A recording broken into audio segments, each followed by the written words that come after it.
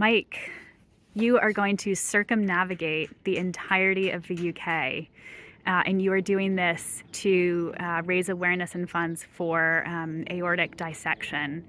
What is your motivation in taking this on? So I'm doing this for a number of reasons. The fundamental motivation is to, like you said, raise awareness and funds for the aortic dissection charities in memory of my late mum. The reason why I've decided to do it as a circumnavigation rather than something possibly a little bit more forgiving, like a marathon, which would be very difficult in itself. But the reason why I wanted to do something this big was because I feel the cause that these charities are raising awareness for is as big, if not, well, it is bigger than what I'm trying to do. And so doing this fundraiser is proportionate to their cause. Yeah, and your experience, right, with Yes. losing your mom, that was a very big experience. Yeah, so losing my mum in the way that I lost her was very difficult to accept. And one of the things that the way that it unfolded was very difficult to accept, and there was nothing that I could do about it at the time, which was left a very tough feeling of helplessness. And because I felt that so profoundly, I wanted to try and do something to help that, people with aortic dissections, that although it's too late for my mum, hopefully what I'm doing right now can help people in the future, people that suffer aortic dissection or families that are affected by it too. And tell me a little bit about your mom. What's some of your best memories of her? So I think probably the memories that would probably most resonate with my friends and paddling would be when I was a junior. She would take me out to Home Pierpont to race at the various regattas, and she had a bit of a knack of like locking my paddles in the car and then disappearing to walk the dog after the other end of the regatta lake just in time for my finals. And that became a little bit of a thing because it happened more than once. And yeah, and it became a bit of a running joke that, Mike, where's your mum? Your finals in about an hour. Even one time I was in the cafe and I was watching my boat drive off as she went off to Morrison's, literally about half hour before my final.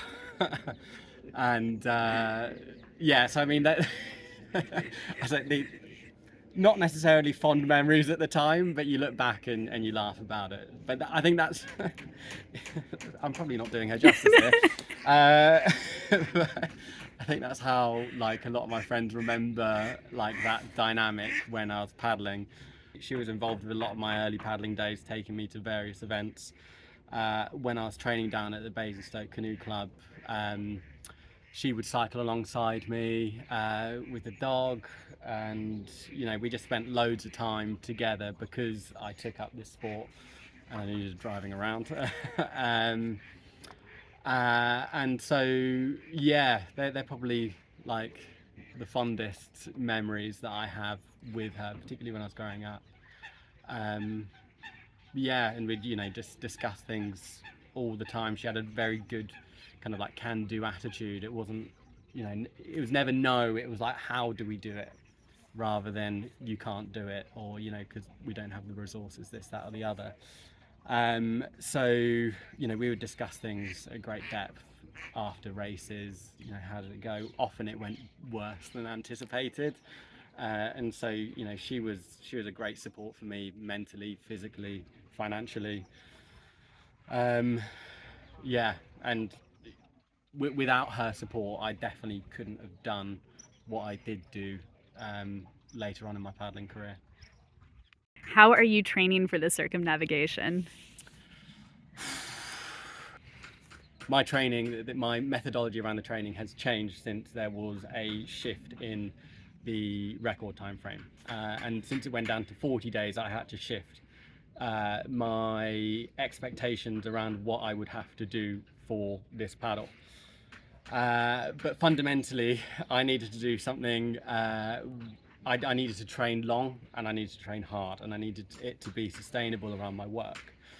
So because of my work, I wasn't able to necessarily get out on the water every single day. So when I did get out on the water, I needed to make it count.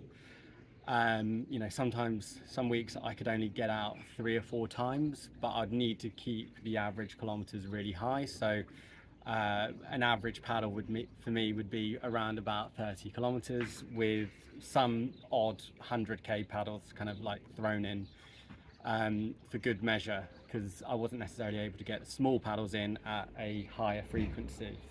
I actually think that's been a benefit, because if I was to do lots of kind of shorter paddles but with higher frequency, it wouldn't necessarily have exposed me to the hardship of combining all those kilometers into one sitting. But it has led to me having to be a bit creative around how I get my miles in. So I, through the help of the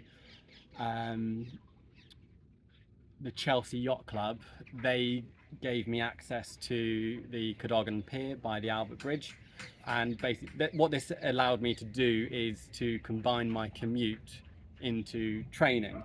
The first time I did this, I actually set off from Elmbridge Canoe Club down to Chelsea, which is 40 kilometers one way, with a 2-kilometer walk with the boat on my shoulder down Chelsea embankment to my clinic, where I was able to store my boat. 40k before a 10-hour workday is fairly substantial, and I spent much more on my lunch that day than I would have spent on the train getting in anyway. So like financially it was not helpful, but yeah. So and then did a 10-hour work day, and then after that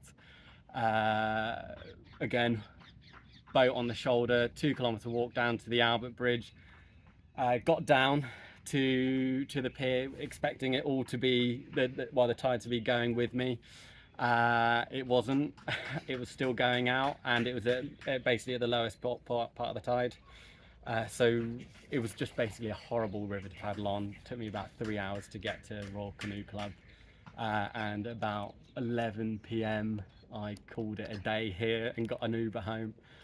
So now what I do is I drive down to the Canoe Club in the morning and commute to work from Royal, which has been a bit more sustainable, but pretty bleak, to be honest. And what time are you waking up? So it depends on the tides, but it's normally about 20 to 5, because it's different from being able to kind of get in your boat and go for a session on the river, because you've got to get your cag on. I mean, like one day it was -5 in the morning, so you've got to get all your kit on, strap it to the boat, make sure your lights are on. It's like setting off on a mini adventure, rather than a session. So it takes a bit of time in the morning. Even if you try and prep it the evening before, it still takes a bit of time to get ready. Gives a new meaning to commute. Yes. When you decide